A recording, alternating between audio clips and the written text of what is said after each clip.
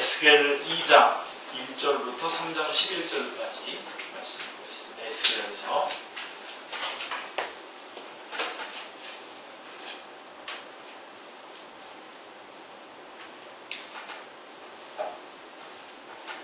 에스겔 2장입니다. 1절부터 3장 11절까지의 말씀. 제가 읽어드리겠습니다. 에스겔서 2장 1절부터 3장 11절까지 말씀입니다. 제목은 오늘 저희가 잡은 제목은 하나님의 기대입니다. 그가 내게 이르시되 인자야 내 발로 일어서라 내가 내게 말하리라 하시며 그가 내게 말씀하실 때에 그 영이 내게 임하사 나를 일으켜 내 발로 세우시기로 내가 그 말씀하시는 자의 소리를 들으니 내게 이르시되 인자야 내가 너를 이스라엘 자손 곧 패역한 백성 나를 배반하는 자에게 보내노라. 그들과 그 조상들이 내게 범죄하여 오늘까지 이르렀나니 이 자손은 얼굴이 빤빤하고 마음이 굳은 자니라. 내가 너를 그들에게 보내노니 너는 그들에게 이르기를 주 여호와의 말씀이 이러하시다. 그들은 패역한 족속이라 그들이 듣든지 아니 듣든지 그들 가운데에 선지자가 있음을 알지니라. 인자야 너는 비록 가시와 찔레와 함께 있으며 전갈 가운데에 거주할지라도 그들을 두려워하지 말고 그들의 말을 두려워하지 말지어다. 그들은 패역한 족속이라도 그 말을 두려워하지 말며 그 얼굴을 무서워하지 말지어다. 그들은 심히 패역한 자라 그들이 듣든지 아니 듣든지 너는 내 말로 구할지어다. 너 인자야 내가 내게 이르는 말을 듣고 그 패역한 족속같이 패역하지 말고 내 입을 벌리고 내가 내게 주는 것을 먹으라 하시기로 내가 보니 보라 한 손이 나를 향하여 펴지고 보라 그 안에 두루마리 책이 있더라. 그가 그것을 내 앞에 펴시니 그 안팎에 글이 있는데 그 위에 애가와 애곡과 재앙의 말이 기록되었더라. 또 그가 내게 이르시되 인자야 너는 발견한 것을 먹으라. 너는 이 두루마리를 먹고 가서 이스라엘 족속에게 말하라 하시고 내가 입을 벌리니 그가 그 두루마리를 내게 먹이시며 내게 이르시되 인자야 내가 내게 주는 이 두루마리를 내 배에 넣으며 내 창자에 채우라 하시기로 내가 먹으니 그것이 내 입에서 달기가 꿀 같더라. 그가 또 내게 이르시되 인자야 이스라엘 족속에게 가서 내 말로 그들에게 구하라. 너를 언어가 다르거나 말이 어려운 백성에게 보내는 것이 아니요 이스라엘 족속에게 보내는 것이라. 너를 언어가 다르거나 말이 어려워 내가 그들의 말을 알아듣지 못할 나라들에게 보내는 것이 아니니라. 내가 너를 그들에게 보냈다면 그들은 정녕 내 말을 들었으리라. 그러나 이스라엘 족속은 이마가 굳고 마음이 굳어 내 말을 듣고자 아니하리니 이는 내 말을 듣고자 아니함이니라. 보라 내가 그들의 얼굴을 마주보도록 내 얼굴을 굳게 하였고 그들의 이마를 마주보도록 내 이마를 굳게 하였으되 내 이마를 화석보다 굳은 금강석같이 하였으니 그들이 비록 반역하는 족속이라도 두려워하지 말며 그들의 얼굴을 무서워하지 말라 하시니라. 또 내게 이르시되 인자야 내가 내게 이를 모든 말을 너는 마음으로 받으며 귀로 듣고 사로잡힌 내 민족에게로 가서 그들이 듣든지 아니 듣든지 그들에게 구하여 이르기를 주 여호와의 말씀이 이러하시다 하라. 아멘. 네. 오늘 이 말씀은 전도하는 전도자에게 있어서 위로를 주는 용기를 주는 말씀입니다. 자, 에스겔서는 하나님의 주권과 이스라엘에 대한 회복의 약속을 중심 내용으로 하는 구약의 대예언서이죠. 에스겔서는 이스라엘의 죄를 책망하여 심판을 경고하는 내용이 1장부터 24장까지 나오고요.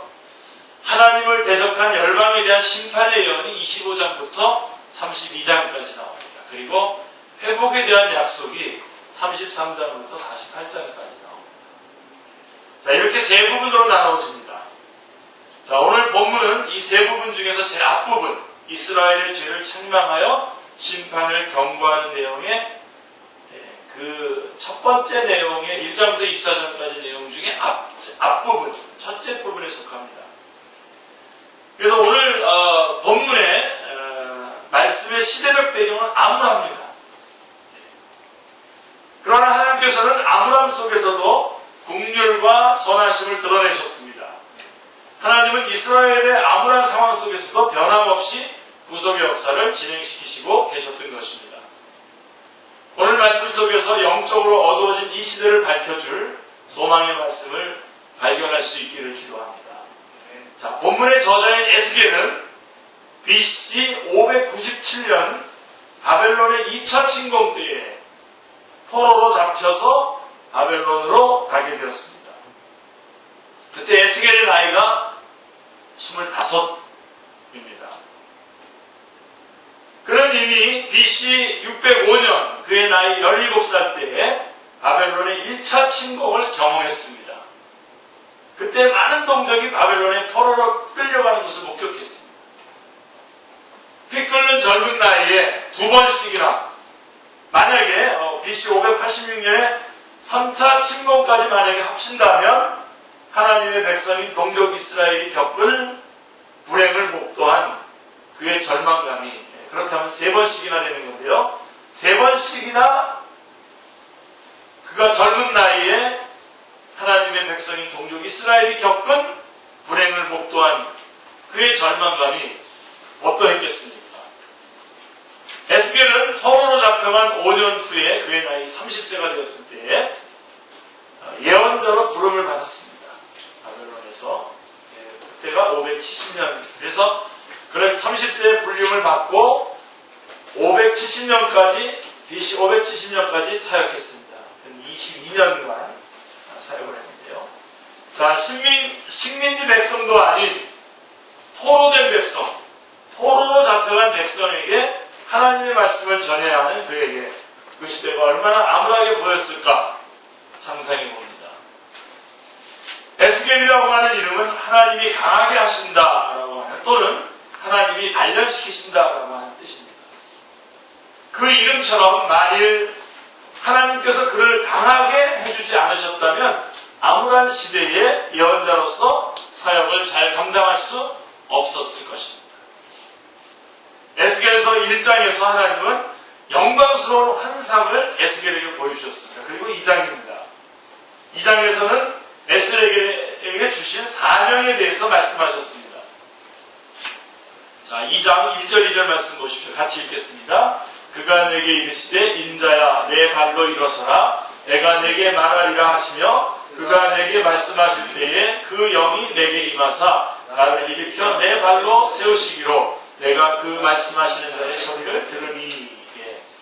1절 2절의 말씀입니다. 하나님께서 세우신 이스라엘이 강대국 바벨론에 의해서 짓밟히고 그 백성들이 짐승처럼 포로로 바벨론 땅에 끌려왔다는 사실을 에스겔은 도저히 믿을 수도 받아들일 수도 없었을 것입니다.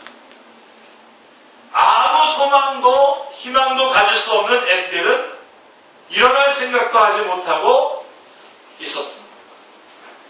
설사 에스겔 본인이 소망을 갖는다고 해도 그래서 내가 이 말씀 전해야 되겠다 라고 이렇게 소망을 갖는다고 해도 절망 가운데 허우적거리고 있는 백성들에게 나아가는 것은 또 다른 크나큰 도전이었습니다. 그들이 일어나는 것은 정말 너무나 어려운 일이기 때문에 그렇습니다. 자, 그런 에스겔에게 정말 일어날 소망이 없었던 에스겔에게 주님의 영이 임하십니다. 성령님이 임하십니다. 아멘. 우리도 성령님이 일으켜 주시지 않으면 이렇게 할 수가 없습니다. 성령님께서 그를 일으켜 세우셨습니다. 그리고 그에게 사명을 주셨습니다. 3절 4절 말씀 다 같이요. 내게 이르시되 인자야 내가 너를 이스라엘 자손 곧 패역한 백성 나를 배반하는 자에게 보내노라. 그들과 그 조상들이 내게 범죄하여 오늘까지 이르렀나니 이 자손은 얼굴이 뻔뻔하고 마음이 굳은 자니라. 내가 너를 그들에게 보내노니 너는 그들에게 이르기를 주 여호와의 말씀이 이러하시다. 자, 하나님은 에스겔에게 이스라엘 백성에게 하나님의 말씀을 전하라고 명령하셨습니다. 그런데 그 백성들은 어떤 사람들입니까? 하나님께서는 그 백성을 지금까지 나를 반역하고 이날까지 내게 대들었고, 쉬운 성경으로 보면 그렇게 되어 있습니다. 지금까지 나를 반역하고 이날까지 내게 대들었고 고집스럽고 말을 듣지 않는 백성이라고 말씀하고 있습니다. 그들에게 관한 겁니다. 이스라엘 백성들은 하나님을 배반했고 조상 때부터 지금 이 순간까지 줄기차게 하나님께 범죄하는 백성들입니다. 하나님은 조상들에는 많은 예언자들을 보내서 하나님께 돌이키도록 도우셨지만 이스라엘은 매번 그것을 거부했습니다. 이런 백성들이 이제 와서 에스겔이 말씀을 전한다고 듣겠습니까? 하나님께서 이제는 이스라엘 백성이 순종하고 하나님께 돌이키려고 하는 그런 기대를 하신 것입니까? 이제는 그렇지 않습니다. 그렇지 않습니다. 그대로입니다. 6절에 보세요. 2장 6절에 같이요. 인자야, 너는 비록 가시와 찔레와 함께 있으며 정갈 가운데 거주할지라도 그들을 두려워하지 말고 그들의 말을 두려워하지 말지어다. 그들은 패역한 족속이라도 그 말을 두려워하지 말며 그 얼굴을 무서워하지 말지어다. 예. 자, 더 치명적인 것은요, 그들이 마치 가시와 찔레와 그리고 전갈처럼 에스겔을 찌르고 핥히고 독침으로 쏠 것이라는 것입니다. 실제로 그 이전에 많은 예언자들이 이스라엘 백성들의 손에 죽임을 당했습니다. 하나님께서도 이스라엘 백성들의 실체를 잘 알고 계셨고 그 실체를 지금 에스겔에게 말씀하고 계십니다. 그런데 그럼에도 불구하고 하나님께서는 에스겔에게 이런 자들에게 가라고 명령하고 있습니다. 오늘날 우리 전도자들이 지금 하나님 앞에서 명령을 받는 그 상황과 너무나 비슷하기 때문에 오늘 혹 지친 여러분들에게 제가 이 말씀을 통해서 정말 전도자로서 지친 여러분들에게 위로해 주기 위해서 위로의 말씀으로 오늘 말씀을 뽑아서 지금 여러분하고 나누고 있는 중입니다. 자, 그런 상황이었습니다. 자, 여러분 말씀을 전할 때는 상식적으로 들을 만한 자들에게 전해야 하는 것 아닙니까? 예. 그런데 전혀 들을 가능성이 없는데 가서 전하는 것은 어쩌면 시간 낭비요, 체력 낭비요, 열정의 낭비가 아니겠습니까? 들을 것 같지도 않은 자들에게 가라는 것 자체가 예언자를 헛고생시키는 것처럼 보입니다. 우리도 복음을 전할 때에 저 사람이 내 말을 들을 것인지 듣지 않을 것인지 여러 가지로 가늠을 해보죠. 그런데 2장 5절에 보면 하나님께서 그들이 반항하는 백성이라고 하는 것을 알면서도 그들이 듣든지 안 듣든지 가서 전하라고 말하고 있습니다.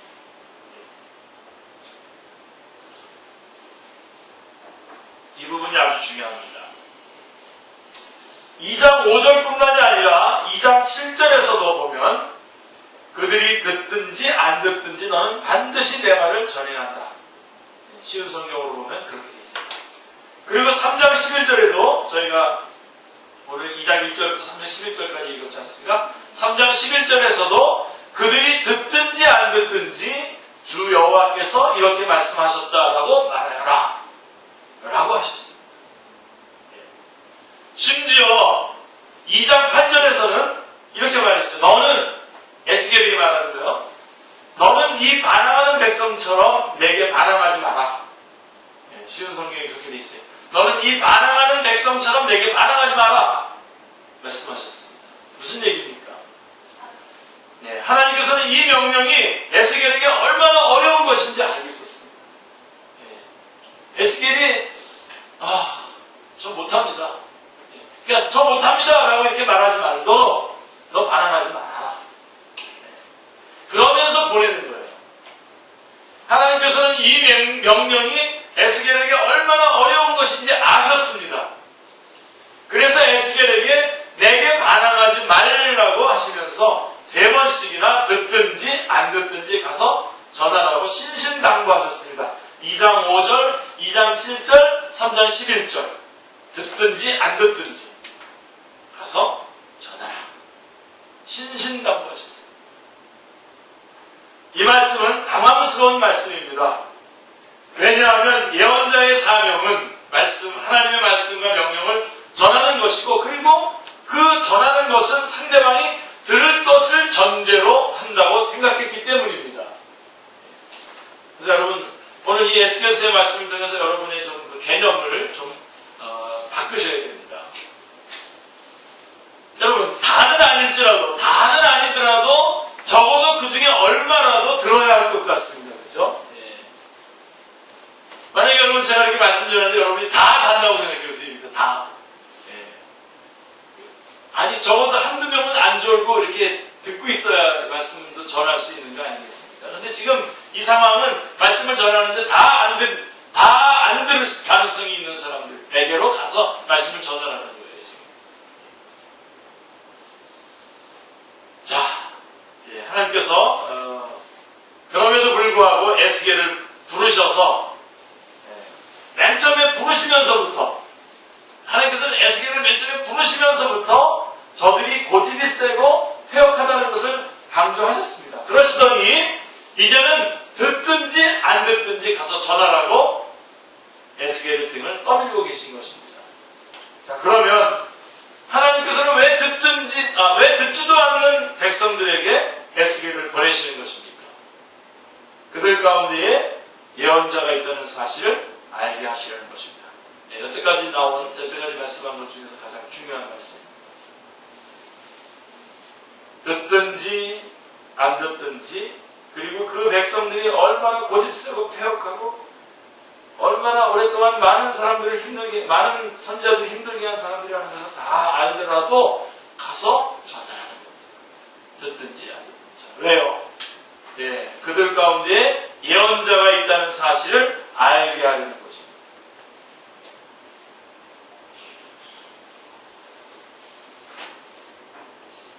다시 한번 보세요. 2장 5절. 그들은 패역한 족속이라 그들이 듣든지 아니 듣든지 그들 가운데에 선지자가 있음을 알지니라. 중요한 말씀입니다. 쉬운 성경으로 보면 그들은 반항하는 백성들이다. 그들이 내 말을 듣든지 안 듣든지 그들 가운데 예언자가 있다는 사실을 알게 될 것이다. 이런 뜻입니다. 그들이 비록 반항하는 백성들이지만 그들이 내 말을 듣든지 안 듣든지 그들 가운데 예언자가 있다는 사실만은 알게 해야 하지 않겠느냐.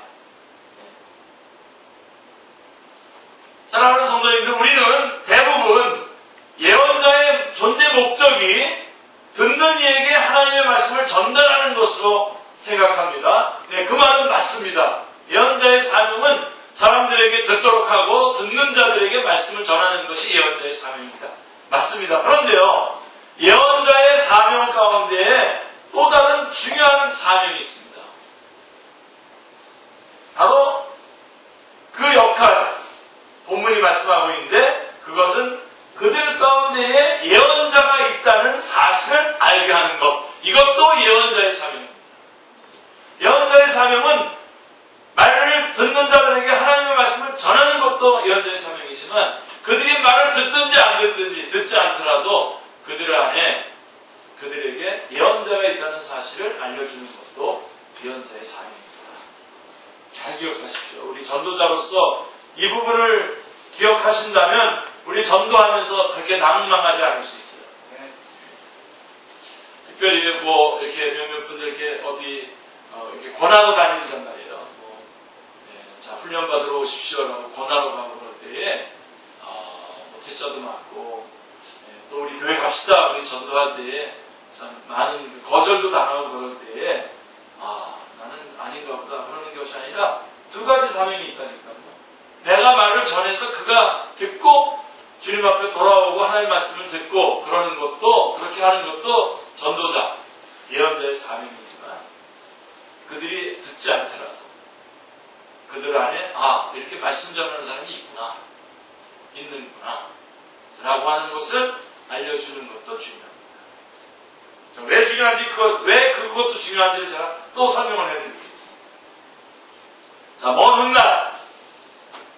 훗날 하나님의 말씀이 성취되었을 때에 정말로 예수 믿는 사람은 구원받고 예수 믿지 않는 사람은 지옥 갈 때에 하는 그런 결정적인 날이 돌아왔을 때 백성들은 비록 당시에는 듣지 않았지만 그들 가운데서 하나님의 말씀을 전했던 에스겔을 기억할 것입니다.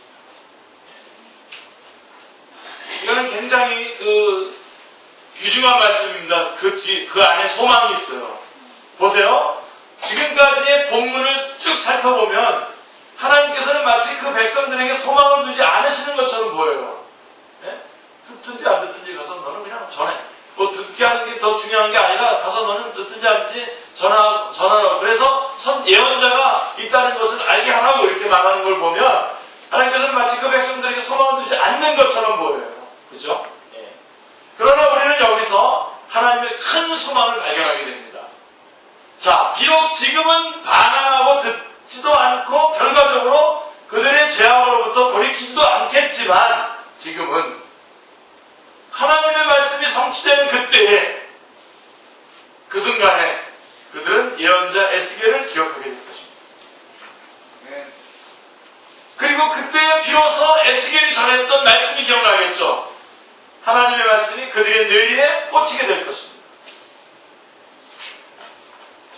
그날에 그들은 그들의 죄가 얼마나 깊은지 그리고 그 모든 것이 그들의 죄악 때문이라고 하는 것을 깨닫게 될 것입니다. 쉬운 성경에 보면 이렇게 되어 있어요. 그들 가운데에 예언자가 있다는 사실을 알게 될 것이다. 자, 이 말은 그 또 다른 뜻이 숨겨져 있습니다. 그 안에 깊은 또 다른 뜻이 숨겨져 있는데 무슨 소리입니까? 예언자가 있다는 사실은 곧 그들 가운데 누가 있다는 겁니까? 하나님께서 살아계신다는 것을 뜻하는 것입니다. 놓치지 마시고. 어떤 말씀이 선포되고 어떤 말씀이 선포되었고 그리고 어떤 말씀이 성취되었는지를 알지도 깨닫지도 못한다면 과연 어느 누가 하나님께서 살아계신다는 것을 알 수 있겠습니까? 그래서 어떤 말씀이 선포되었는지를 선포해야 되고 어떤 말씀이 성취되었는지를 그 선포된 말씀을 들었던 자들이 확인하게 해주어야 되는 역할도 예언자에게 있다는 것입니다. 전도자에게 있다는 것입니다. 이렇듯 패역한 백성일지라도 그들에게 예언자를 보내시는 하나님은 포기치 않으시고 끝까지 사랑하시는 긍휼의 하나님이십니다. 아멘. 오늘날 우리도 복음을 맡은 자로서 복음을 전하는 사명을 가지고 살아갑니다. 우리는 저마다 나아가서 말씀을 전할 때 사람들이 내 말을 잘 들어주기를 기대하고 나갑니다. 그렇죠? 그래서 어떤 이야기를 시작하면 내 말에 귀를 기울일까? 말투는 어떻게 하는 것이 좋을까? 외모는 최대한 젊게 하고 나가야지 않을까? 하고서 고민을 많이 합니다. 그런데 그럼에도 불구하고 듣는 사람이 없다면 힘이 빠지고 더 이상 전도하러 나가기가 싫어집니다. 더군다나 오늘날 우리는 영적으로 아주 어려운 시대에 살고 있습니다. 하루가 지나갈수록 그 날이 진행될수록 그 상황은 점점 더 험악해집니다. 점점. 참으로 영적으로 어려운 시대에 살고 있습니다. 이 사회가 복음을 대하는 태도가 많이 바뀌었습니다. 실제로 전도를 해보면 전에는 사람들의 방탕한 생활을 꾸짖고 해결을 촉구하면 적어도 진지하게 경건한 자세로 들었습니다. 정말 그렇지. 내가 너무했구나.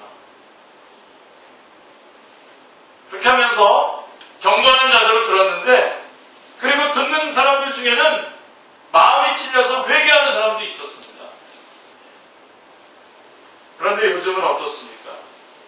복음의 복자만 나와도 한가롭게 앉아 있었던 사람들이 갑자기 시간이 없다고 하면서 횡하니 사라져버립니다. 심지어는 대놓고 반발하는 경우도 잦습니다. 개인적으로 복음을 전하는 것이 점점 어려워지고 있음을 느끼게 됩니다.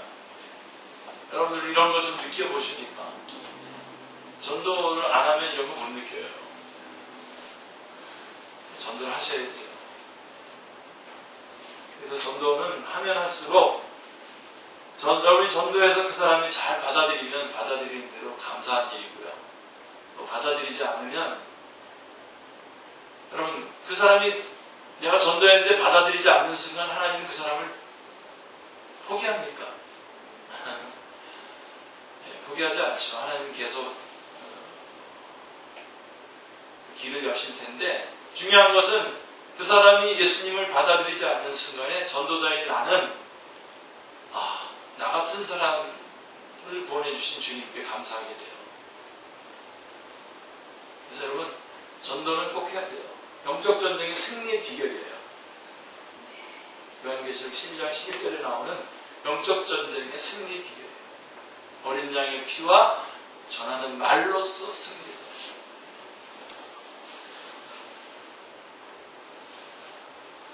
그래서 오늘 참 점점점 복음 전하는 것이 어려워지고 있음을 느끼게 됩니다. 예전에는 성경 공부하겠다는 사람들이 참 많았습니다. 저는 여태까지 오늘까지도 계속해서 성경 공부를 통해서 전도하고 또 그래서 전도된 사람들을 제자로 양육하는 일을 여태까지 끊임없이 하고 한 수십만 명이 주님 앞에 돌아오지 않았나. 대충 숫자를 세볼 수 있겠고요. 근데 지금은 어떻죠? 성경 공부하자 그러면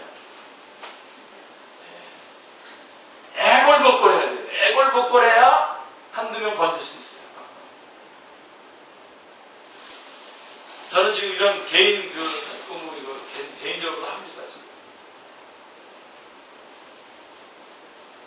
근데 아침에도 그건 있어요. 같이 성경 공부하는 거죠. 그러면서 주님을 영접시키고 또 제자 훈련시키고 이렇게 나가는데 참 요새 어렵죠. 자, 그래서 열심히 가르칩니다. 한두 명 그래서 건져내는데 어느 순간부터는 성경에 대해서 그리고 예수님에 대해서 말을 꺼내는 것조차 참 어려워졌습니다. 지금 시대에. 참 어려운 시대에 우리는 지금 복음 전하는 사람이고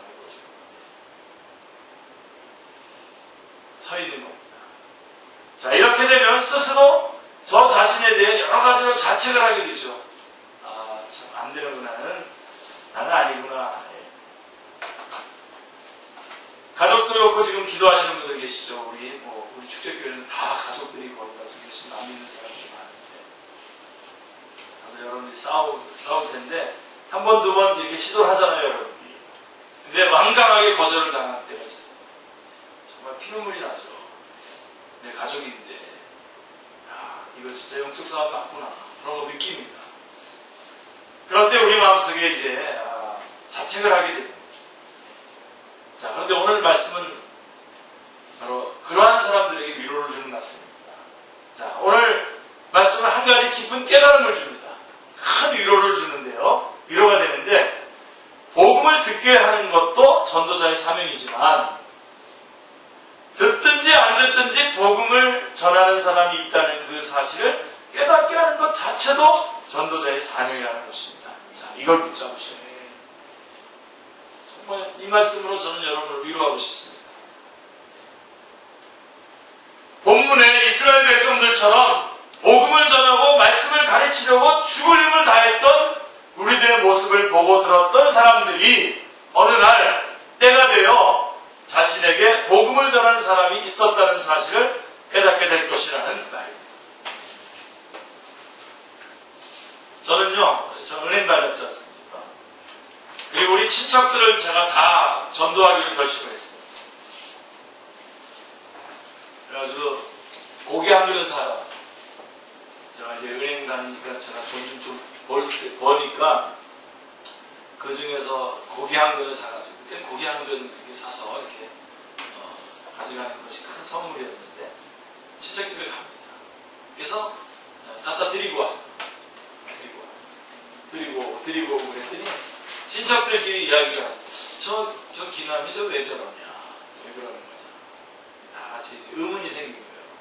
그래서 제가 물어보길래 예수님을 전했죠. 그래서 친척들, 우리 가족들은 뭐 물론이고요, 친척들 다 제가 전도했어요. 많은 분들이. 참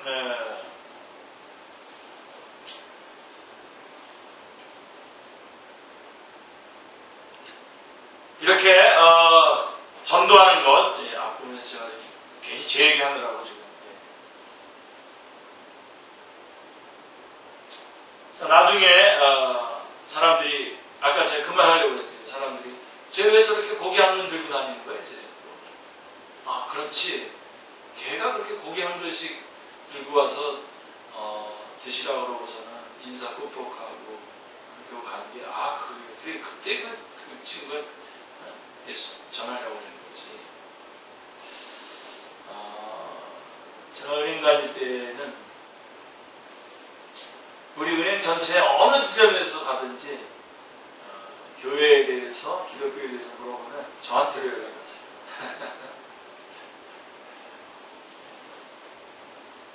우리 은행 안에는 그렇게 말씀을 전하는 사람이 있다. 누구냐? 그 본부에 있는 누구이다. 그렇게 많이 왔습니다. 실제로부터 그렇게 전했고요. 자, 그 생각을 나게 해야 할. 그러니까 여러분들이 바로 그 결정적인 순간에 생각나게. 그러니까 여러분, 때를 얻든지 못 얻든지라고 하는 말은 뭐냐면요, 이런 겁니다. 자, 이런 경우 있잖아요. 내가 상대방이 복음을 듣고 싶을 때하고 듣고 싶지 않을 때가 있을 겁니다. 그럴 때 때가 있든지 없든지가 아니라 그런 상대방은 그렇고 나도 복음을 전하고 싶을 때가 있고 나도 좀 쉬고 싶을 때가 있잖아요. 근데 때를 얻든지 못 얻든지 전하라고 하는 그 말은 내가 쉬고 싶을 때에도 여전히 복음을 전할 수 있도록 준비가 되어 있어야 됩니다. 그래서 상대방이 듣고 싶어졌을 때에는 언제든지 나와 접근할 수 있도록. 그래서 여러분들이 여러분이 속해 있는 그 공동체 안에, 그게 가족 공동체든 가족이든 친척이든 아니면 여러분의 학교에서 혹은 직장이든 뭐 사업장이든 또 아니면 학원이든 하여간 어디에서든지 우리 학교 유혜리 오케이 그 친구가 이렇게 복음을 들고 전했지, 그 사람한테 가봐야 되겠다. 이렇게 그때 당시에는 안 들었어요. 내가 복음을 전할 때는 안 듣고 거절도 하고 뭐 농담도 하고 그 자리 떠나기도 하고 그랬었는데, 본인에게 결정적으로 이제 뭐 복음을 들어야 된다라고 하는 절박함 가운데 있을 때에 생각나게 해주기 위해서 때를 얻든지 못 얻든지 듣든지 안 듣든지 전해야 된다. 그게 굉장히 중요해요.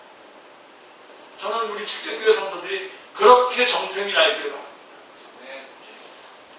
저는 우리 아들 놓고도 그렇게 기도하는데 안 그래요. 누구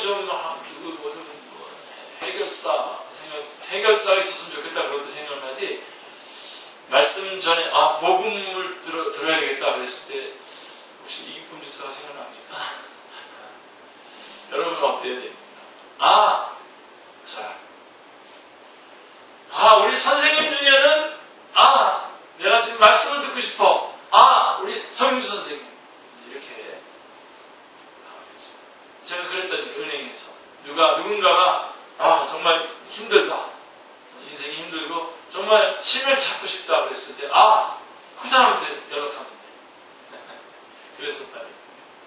여러분들도 그렇게 그래서 환영받지 않더라도 여러분 그 전도할 때 가장 무서운 적이 뭐냐, 환영받으려고 하는 겁니다. 절대로 그 부분에서 여러분 자유로우셔야 돼요. 환영받지 못하는 그 순간에도 내가 바로 끊임없이 변함없이 복음을 전한 사람이다, 예수 그리스도를 전한 사람이다 라고 하는 것이 사람들에게 알려집니다. 자, 보세요. 그래서 어떤 사람에게는 그 순간이 극한 절망의 순간일 수도 있습니다. 어떤 사람에게는 죽음을 앞둔 마지막 순간일 수도 있습니다. 그 마지막 순간에 하나님의 살아계심을 깨닫고 복음을 영접한다면 그것이 바로 죽어가는 한 생명을 살리는 것이 아니고 무엇이겠습니까?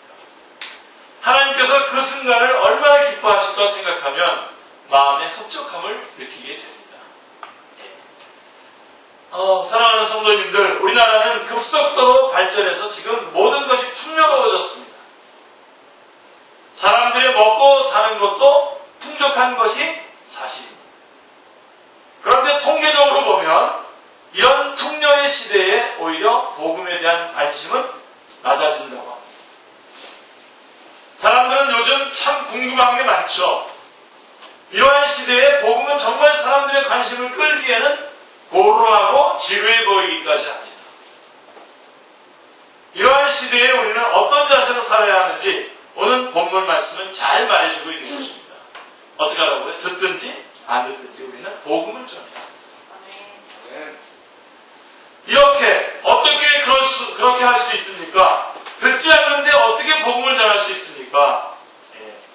우리가 복음을 전하되 나의 인간적인 기대를 가지고 전하는 것이 아니라 하나님의 기대를 가지고 전하는 것입니다. 그러면 전할 수 있습니다. 그러니까 여러분들의 인간적인 기대와 여러분들의 어떤 통계와 여러분들의 어떤 그런 것들을 앞세우고서는 전도할 수 없습니다. 전도해봤더니 뭐 안 되는데 뭐 이런 어떤 것들을 앞세우면서 인간적인 기대를 가지고 전한다면 전할 수 없을 것입니다. 그러나 우리가 어떻게 듣든지 안 듣든지 어떻게 전할 수 있겠습니까? 하나님의 기대를 가지고 하나님께서 그들을 향한 하나님의 기대를 가지고 내가 전하는 것입니다. 나의 기대는 복음을 듣는 저 사람들이 관심을 기울이고 또 즉각적으로 복음을 받아들일 것을 기대하죠. 나는. 그러나 하나님의 기대는 그거보다 더 넓고 길고 깊습니다. 아멘. 지금 이 순간 반발하고 반항할지라도 하나님의 때에 하나님의 살아계심을 깨달을 것을 기대하십니다. 하나님의 사랑은 지금 복음을 영접하는 이들도 사랑하시지만 불순종하고 반발하는 이들까지도 구원코자 하시는 포기치 않으시는 사랑입니다. 놓치지 마십시오, 이거. 그래서 여러분, 우리가 복음을 전하고서 누구는 우리 편, 누구는 반대편 이렇게 하면 안 됩니다. 어저께 우리 뭐 이렇게 구석사 이렇게 하면서 또 거기 찬양 인도하시는 목사님께서 뭐 여기는 또 원불교고 뭐 이렇게 하시는데 여러분, 하나님께서 원불교 교도들을 사랑합니까? 하죠. 예? 그들에게도 하나님의 기대를 가지고 접근하면 그들에게도 우리는 대적하지 않고 그들을 받아들이고 그들에게 기회가 주어졌을 때 말씀을 전할 수 있는 것입니다. 어설프게 여러분들이 스스로 딱 선을 긋고 누구는 악하고 누구는 선하고 누구는 하나님이 사랑할 것 같고 안 사랑할 것 같고 이렇게 규명하시면 안 됩니다.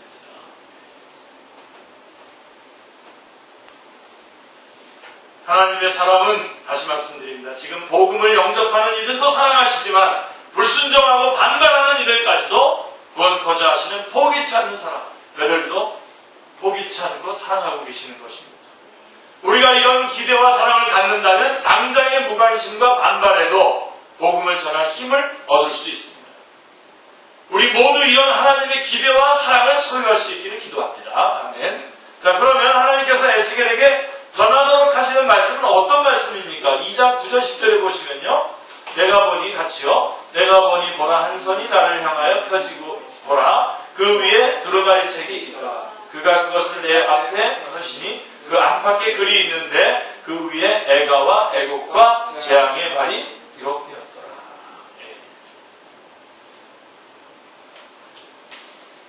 지금 이렇게 말씀을 안 듣는 사람들에게 복 준다 그러고 위로하는 말을 해야 되는데 자, 하나님께서 에스겔에게 두루마리를 펼쳐 보여주셨는데 거기에는 탄식과 애가와 재앙의 글이 적혀 있었습니다. 갈수록 태산이죠. 갈수록 태산. 보통 당시 두루마리에는 한 면에만 기록이 되어 있는데 그것도 앞뒤 양면에 탄식과 애가와 재앙의 글이 가득 차 있었습니다. 요한계시록에 나오는 말씀과 같은 내용이죠. 나라를 잃고 포로로 끌려와서 비통 안에 주저앉아 있는 백성들에게 위로의 말, 희망의 말을 전해야 할 것 같은데 하나님은 저주와 심판의 메시지를 전하라고 명하고 있는 것입니다.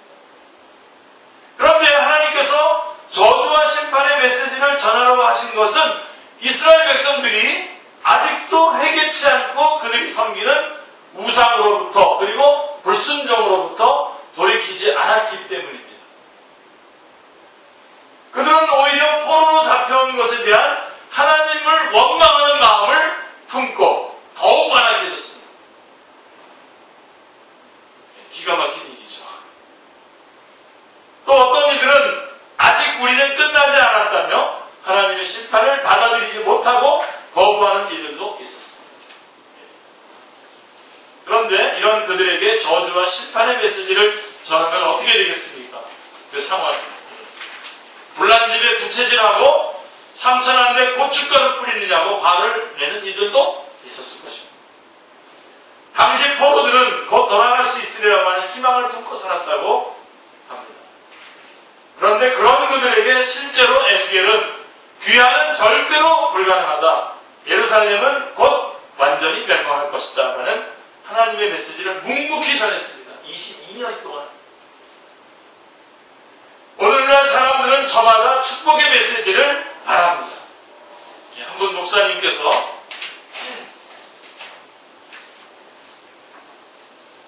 한 이야기입니다. 몇 주 연속해서 심판과 회개의 메시지를 전했더니 교회의 성도 수가 줄어드는 게 눈으로 확연하게 보이더라는 것입니다. 심지어는 목사님 왜 저래? 요즘 어디 심기가 불편하신가? 라고 공공연하게 불만을 토로하더라는 것입니다. 여러분 아니죠? 그리고 실제로 축복의 메시지가 울려 퍼지는 교회는 어떻습니까? 신자들이 넘쳐나죠. 그래서 목사님들이 성도들 눈치 보느라 말씀을 제대로 전할 수가 없다고 합니다. 한때 우리 기독교 사회에 삼박자 축복이 화두가 된 적이 있었습니다. 좀 오래됐죠. 예수님을 잘 믿으면 어떻게 되죠? 영원 구원뿐만 아니라 물질과 건강까지 얻는다고 하면서 하나님을 사람들을 축복해 줬습니다. 그런데 그것이 그렇게 삼박자 축복을 해준 그것이 재물과 지위의 복을 누린 사람들은 훌륭한 신앙인이고 그렇지 않은 사람은 훌륭하지 못한 신앙인이라고 하는 구분을 낳는 점 때문에 이게 구분하는 것 때문에 비판의 대상이 되었습니다. 여러분 믿음의 본을 보이면서도 재물을 탐하지 않게 가난하게 사는 훌륭한 분들이 많은데도 말입니다. 언제부터인가 우리 사회는 하나님을 믿고 긍정적인 마음을 가지면 긍정적인 마음만 가지면 모든 것이 잘 될 것이라고 하는 아니 모든 것이 잘 되어야만 한다는 집단 체면에 빠져 있습니다. 무시무시한 체면이 하나님을 믿으면 모두 다 승진할 것이고 부자가 될 것이고 하나님을 믿으면 우리 아이들이 모두 명문대에 합격할 것이고 하나님을 믿으면 병에도 걸리지 않고 무병장수할 것이라고 가르치고 또 기대합니다. 그런데 이것이 얼마나 어리석고 위험한 생각입니까?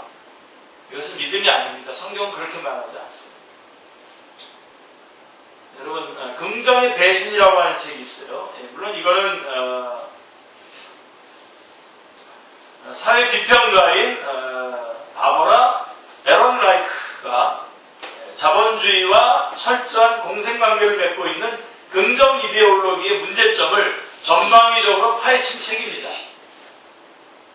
좀 우리가 지금 거론하는 분야와는 좀 다른 분야에서 나온 책입니다만은 그는 이 책에서 이렇게 말했어요. 지나친 긍정은 위기의 징후에 눈 감게 만들어 사회적 재앙에 대비하는 힘을 약화시키고 나아가 실패의 책임을 개인의 믿음 혹은 긍정의 부족으로 돌림으로써 시장 경제의 잔인함을 변호한다고 진단하고 있는 것입니다.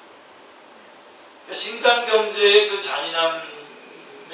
잔인함의 실체가 있는데도 불구하고 오히려 이 긍정의 마음, 긍정적인 것으로 긍정 이데올로기가 그런 것들을 그냥 변호해버리는 거죠.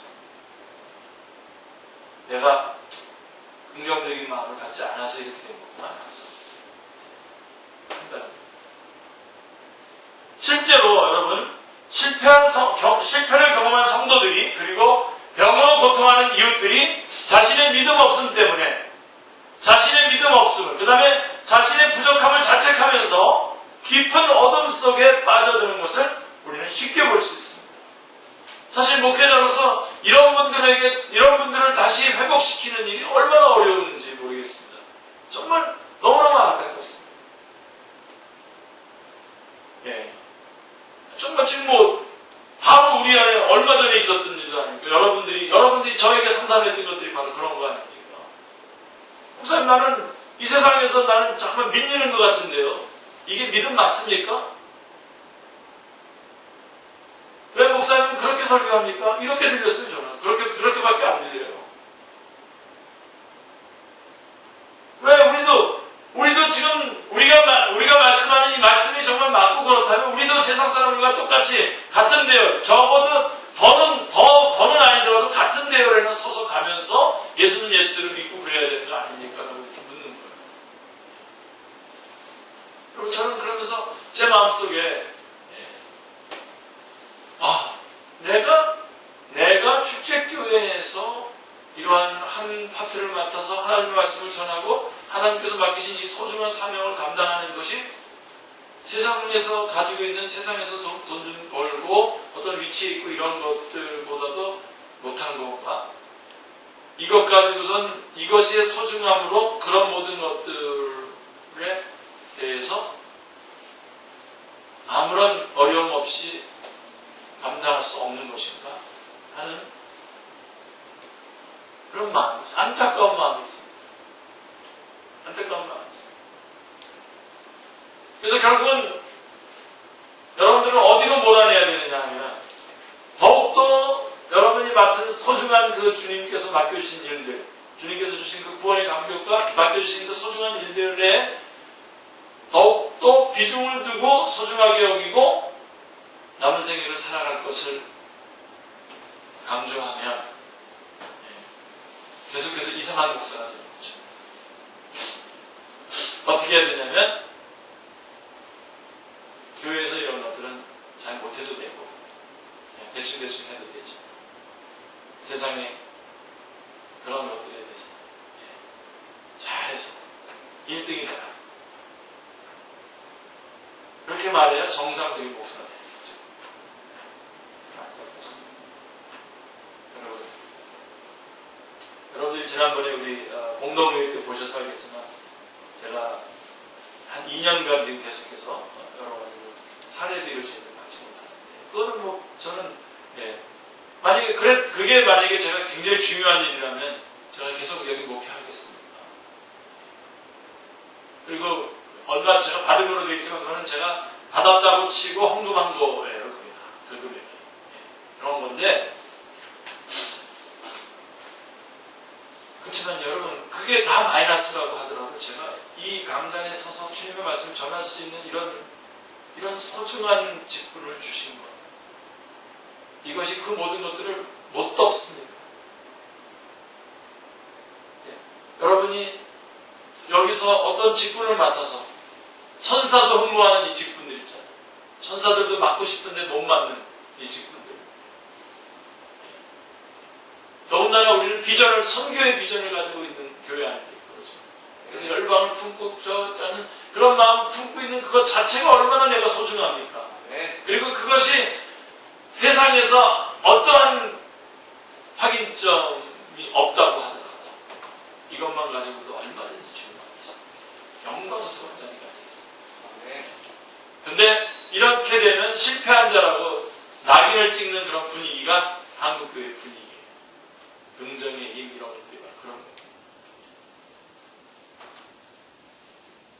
여러분 정말 주님의 이름으로 부탁합니다. 제가 우리 충현 형제가 정말 귀한 일을 하는 거거든요. 어마어마하게 귀한 일을 하는 거예요. 지금 저가 사실 그거 올릴 때 얼마나 힘들고 제가 느껴지는데요. 그렇지만 이 직분을요, 어떻게 하면 확보할 수가 있겠습니까? 더 큰 교회 가서 하면 더 좋지 않냐? 더 큰 교회 가보세요. 누가 지켜주나? 아니, 지금 여러분이 보니까, 그러니까 예를 들면, 그거를 소중하게 여겨주고, 그러니까 우리끼리도 스스로 어떤 생각을 하냐면, 무대가 너무 작은 거 아니야? 이런 생각을 하는 사람이 있을까 봐 제가 얘기하는 거예요. 정말, 여기서 여러분, 이 교회에서 찬양을 인도하는 자들이에요. 어떤 것과 비교해서 열등합니까? 그게? 어디서 찬양 인도하는 것과 비교하면 열등해지는 겁니까? 어디 무슨 요새 뜨는 무슨 그런 데 가서 찬양 인도하는 것하고 비교할 수 있는 자리입니까? 있어요. 혹시 그런 거 비교할 수 있는 자리입니까? 아니죠, 그죠? 그겁니다, 여러분. 오늘 저희 때 이거 붙잡으셔야 됩니다.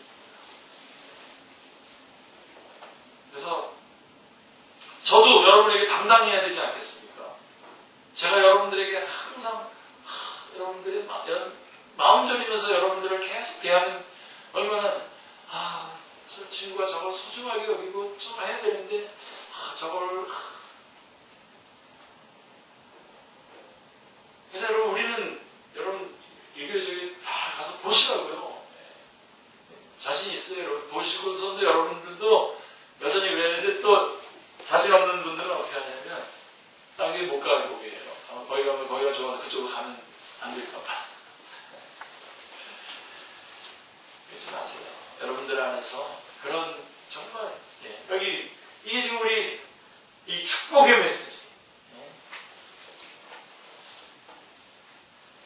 그래서 자기가 잘못했기 때문에 일어난 문제라고 생각하고 자책과 죄의식 이런 거에 빠져있는 사람들, 이 사람들을 회복시키는 게 저는 참 어렵습니다. 정말 너무 안타깝습니다.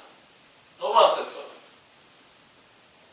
이제는 당당하게 선생이 돼서 다른 사람을 같이 이끌어가는 동력자가 되어야 되는데, 다시 내려와가지고 다시 저한테 왜 이런 것들을 왜 안 챙겨주십니까? 라고 하면서 다시 자기에게 많은 시간을 할애해달라고 하고 많은 것들을 공급해달라고 할 때에 오는 그 안타까움. 이제는 제가 감당했던 것들을 이제 여러분들이 감당하면서 더 믿음이 약한 사람들을 또 세워주는 일에 당연히 따라올 수 있도록 여러분들이 상담자가 되어주고 가야 되는데, 당연히 상담자가 되어줘야 될 사람이 갑자기 내려와가지고 다시 저한테 목사님 어떻게 되는 겁니까? 왜 이런 겁니까? 하면서 이렇게 나온다면 이게 어떻게 되겠어요? 하나님의 교회가 견고하게 서는데 참 많은 그 힘이 낭비되는 거죠.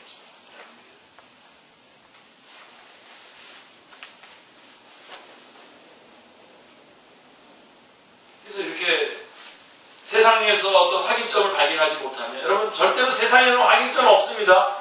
세상의 것으로 여러분들이 하나님의 자녀되고 하나님의 일꾼되고 하나님의 소중한 백성이라고 하는 것은 세상적인 것으로 절대로 확인되지 않습니다. 네. 확인점을 세상에서 찾으면요 절대로 안 돼요. 실망할 수밖에 없습니다. 이건 실망의 센터입니다. 이거는. 그쪽에서 확인점 없습니다. 그쪽에서 확인해가지고 들어오려고 한번 해보십시오. 그래서 그쪽에서 만들어가지고 이렇게 해서 내가 이제 교회를 해보겠다. 하나님도 해보고 이제 다시 한번 해보겠다. 하나님께서 맡기십니까? 하나님께서 맡기시냐? 전에 나에게 주어졌던 그 비록 조그만 일이지만, 조그만 교회에서 조그만에게 맡겨진 그 일이지만 그 일을 크게 여기고 소중하게 여기고 모든 것을 여기고 전심전력하고 충성스럽게 일했던 그런 사람에게 또다시 맡기시지, 그런 것들은 가볍게 여기고 치워버렸다가 뭔가 세상적인 확인점들을 찾아가지고 들어와서 다시 이 일은 저 일은 내가 거창하게 한번 일해보겠다 하는 사람에게 그걸 맡기시겠다. 확인점을 한번 확인해 보시기 바랍니다. 여러분, 저도요 축복의 메시지 전하는 건 아주 전도자들이 얼마나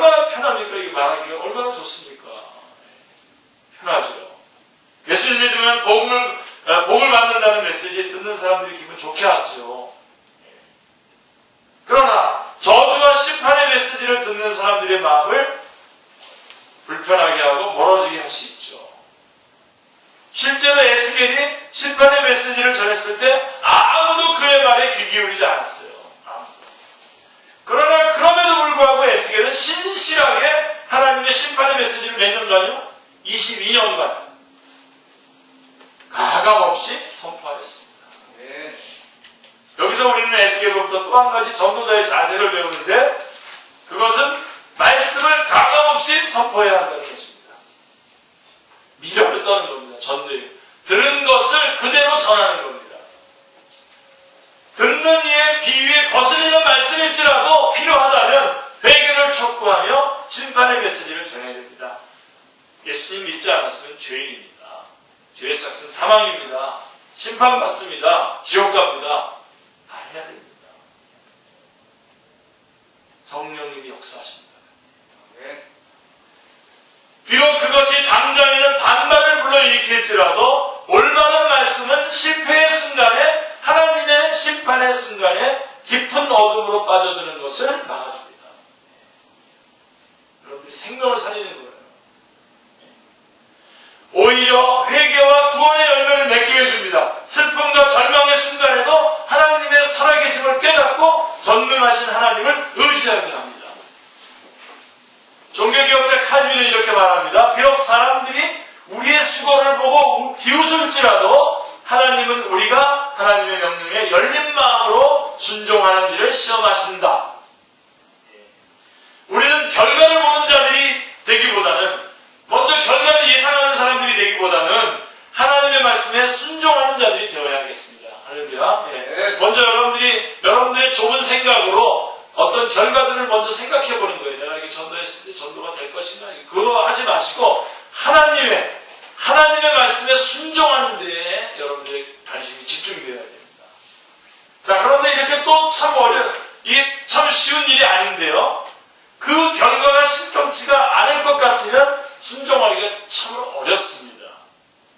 그럼 결과에 개념치 않고 말씀에 순종하기 위해서는 어떻게 해야 합니까? 3장 1절로 3절 같이요. 또 그가 내게 이르시되 인자야 너는 발견한 것을 먹어라. 너는 이 두루마리를 먹고 가서 이스라엘 족속에게 말하라 하시기로 내가 입을 벌리니 그가 그 두루마리를 내게 먹이시며 내게 이르시되 인자야 내가 내게 주는 이 두루마리를 내 배에 넣으며 내 창자에 채우라 하시기에 내가 먹으니 그것이 내 입에서 달기가 꿈을 같더라. 예. 어쩌면 에스겔은 저주와 심판으로 가득 찬 이 두루마리를 먹기 싫었을 것입니다. 그러나 하나님께서는 친히 그 두루마리를 먹여주시며 배에 채우라고 명하셨습니다.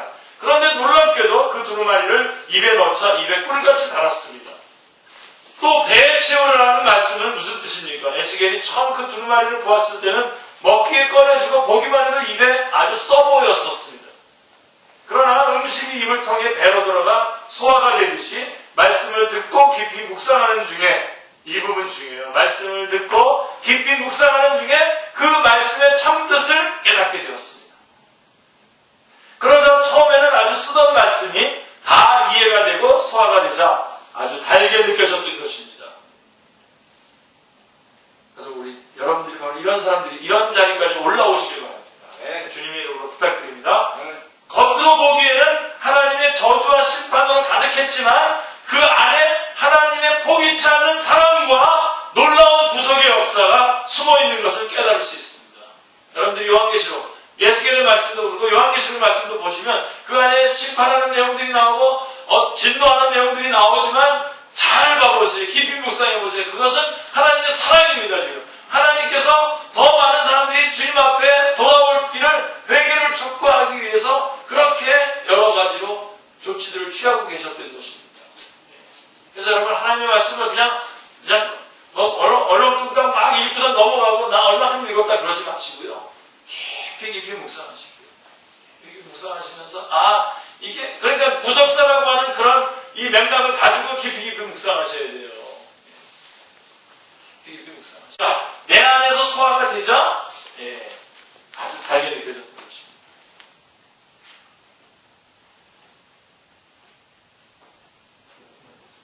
보기에는 하나님의 저주와 심판으로 가득했지만 그 안에 하나님의 포기치 않으시는 사랑과 놀라운 구속의 역사가 숨어있는 것을 깨달을 수 있었습니다. 그러자 에스겔은 이러한 하나님의 뜻과 소망을 품고 그 어려운 말씀을 선포할 수 있었던 것입니다. 왜요? 이렇게 지금은 재앙을 말하는 것 같지만 그 말씀의 그 깊이에는 뭐라고 하나님의 포기치 않는 인내하시는 사랑이 있다는 것을 알기 때문에 전할 수 있는 겁니다. 당신 지옥 갑니다라고 이렇게 말할 수 있는 거는 왜요? 지옥 가라고 하는 말입니까? 이게 지금 그 안에 그 지옥을 얘기해 주시는 그런 그 말씀 안에는 뭐가 포함되어 있습니까? 거기에 가지 않고 구원받으라고 하는 주님의 초청인도 안에 사랑이 있기 때문에 이 말을 전할 수가 있는 겁니다. 말을 할 수가 있는 거죠. 오늘날 우리에게도 말씀을 깊이 묵상하고 말씀을 소화하여 전하는 투쟁이 필요합니다. 그냥 달랑 받아가지고 막 달랑 그냥 막 자기 뜻도 모르는 채 그냥 막 전달하지 마시고요. 그렇게 전달해야 될 시간도 있어요. 필요하다면 그렇게라도 전달해야 될 시간이 있지만 아닙니다. 여러분 안에서 이 말씀의 깊은 내용이 뭔지를 여러분들이 깊이 깨달으면서 이게 사랑이었구나라고 하는 것을 안다면 그 안에서 어떤 용어들을 어떤 말씀들을 그 재앙의 말씀들을 전한다고 하더라도 전달될 수가 있습니다. 그 의미가 쉽지는 않습니다. 어떻게 눈에 보기에 꺼려지고 쓴 말씀들이 금방 달게 느껴질 수 있겠습니까? 그러나 이것이 오늘날 하나님을 믿는 우리가 세상에 전해줄 수 있는 올바른 메시지가 아니겠습니까? 이렇게 해야만 되지 않겠습니까? 그리고 이렇게 전한 우리의 메시지가 세상을 바꾸고 믿지 않는 사람들을 구원으로 인도하는 강력한 무기가 될 것입니다. 우리는 오늘 본문 말씀을 통해서 에스겔로부터 전도자의 자세에 대해서 배웠습니다. 그런데 우리가 이 말씀을 왜 배우는 것입니까? 물론 우리는 당장 달려나가서 적극적으로 전도해야 합니다. 반대의 복음을 전하고 하나님의 말씀을 가감없이 가르쳐야 합니다. 그래서 우리는 이 말씀을 배우는 것입니다. 분명히 그렇습니다. 그런데 그와 동시에 우리가 배워야 할 것이 하나 더 있습니다. 우리 믿는 자들의 기본적인 삶이, 우리 믿는 사람들의 기본적인 삶이 어떤 삶이어야 된다고요? 전도자의 삶이어야 한다는 겁니다. 항상 주의 말씀을 전하려고 하는 전도자의 삶의 자세여야 한다는 것입니다. 그게 더 우리에게 더 먼저 확보되어야 될 중요한 내용입니다. 그것을 말하려고 하는 겁니다. 오늘 본문 말씀을 통해서 복음 전도자로서의 삶의 자세를 다시 한번 점검하게 되는데요. 첫째는 실제 전도에 있어서 삶의 자세를 점검하게 됩니다. 우리는 참으로 오랫동안 전도에 대한 회의에 시달려 왔습니다. 내가 전도해도 안 되니까요. 왜냐하면 사람들이 점점 더 복음을 듣지 않으려고 하기 때문에. 그런데 복음을 그들의 귀와 마음에 전달해 주는 것도 중요하지만 복음을 전하는 자가 있다는 사실을 깨닫게 하는 것도 중요하다는 사실에 큰 위로를 받고 사명을 붙잡게 됩니다. 이게 첫 번째. 그 다음에 그리고 그 사명 안에서 복음을 내 나름대로 포장하지 말고 어떻게 하라고요? 있는 그대로 전해야 됩니다. 있는 그대로. 한마디로 하나님의 기대를 가지고 있는 그대로라고 하는 말은 어렵고 불편한 말이라도 포장하지 말고 전해야 된다는 말입니다. 왜? 어떻게 해요? 하나님의 기대를 가지고 하나님께서 기대하고 있는 바를 알기에 내 기대가 아니라 하나님의 기대를 가지고 영혼들에게 다가갈 수 있음을 확인하게 합니다. 그 다음에 또 하나는 둘째는 있는 자리에서 매 순간 우리는 복음 전도자로 살아야 한다는 점을 점검하게 됩니다. 그러니까 우리가 주의 말씀을 가감없이 전해야 되는 것도 맞지만 그것도 중요한 것이지만 중요하고요. 여전히 그대로 중요하고 또 중요한 것은 우리가 전도자라고 하는 그 삶의 자세를 항상 견지하고 살아야 된다는 것입니다. 우리는 때로는 직접적으로 때로는 간접적으로 복음을 전하며 삽니다. 주변 사람들이 우리가 하나님을 믿는 사람이라는 것을 알고 때때로 복음에 대해서 물어보곤 합니다. 그들 중에는 반감을 가지고 물어보는 사람도 있고 때로는 진지한 신앙 상담을 요청해 오는 사람도 있습니다. 오늘 본문 말씀을 보면 우리는 우리의 삶이 필연적으로 주변 사람들이 큰 영향을 준다는 것을 깨닫게 됩니다. 그래서 큰 영향을 주는데 어떤 영향을 줘야 되냐면 저 사람은 복음을 전하려고 전하는 사람이다. 그래서 이 사람이 지금 그 사람을 통해서 복음을 듣지 않더라도 지금 반응을 하지 않는다고 하더라도 저런 사람이 있었다라고 하는 것을 이 사람이 항상 알도록 항상 복음을 전하는 전도자로 살아야 된다는 것입니다. 복음 전도자로서 베드로전서 3장 15절 말씀처럼 너희 속에 있는 소망에 관한 이유를 묻는 자에게는 대답할 것을 항상 준비해야 합니다. 우리는 우리가 있는 그 자리에서 복음 전도자로서의 삶의 자세를 견고하게 지켜야 합니다. 포기하면 안 됩니다. 항상 복음 전도자로 살아야 됩니다. 그런 그 자세로 직장생활도 해야 되고, 그 자세로 사업도 해야 되고, 그 자세로 공부를 해야 됩니다. 아멘이에요. 세 번이나. 한마디로 우리의 전도자로서의 삶이 복음이 희미해져가는 이 세상에서 하나님의 소망의 등불로 밝혀져야 함을 확인하게 됩니다. 우리는 지금 에스겔 시대와 같은 영적으로 암울한 시대, 즉 반기독교적인 분위기가 팽배한 사회에서 살아가고 있습니다. 그리고 이러한 시대에 하나님의 말씀을 전한다는 것은 여간 어려운 일이 아닙니다. 그러나 이러한 시대에도 하나님을 믿고 하나님의 말씀을 전하는 우리가 있다는 사실을 세상에 알도록 해야 합니다. 그리고 세상이 점점 죄에 물들고 마지막으로 치달을수록 우리는 회개와 심판의 메시지를 우리의 입과 몸으로 전해야 합니다. 예수님만이 유일한 소망이요 구원자이시기 때문입니다. 요한복음 14장 6절, 사도행전 4장 10절. 우리는 말씀을 깊이 묵상하고 연구하고 깊이 소화하여 모든 사람들이 들을 수 있도록 전해야 됩니다. 실상은 이게 하나님의 사랑이라는 것을 알고 우리는 어떤 거친 말도 해낼 수 있어야 합니다. 우리 모두 이 소망을 품고 남은 생애를 힘차게 출발하시기를 기도합니다.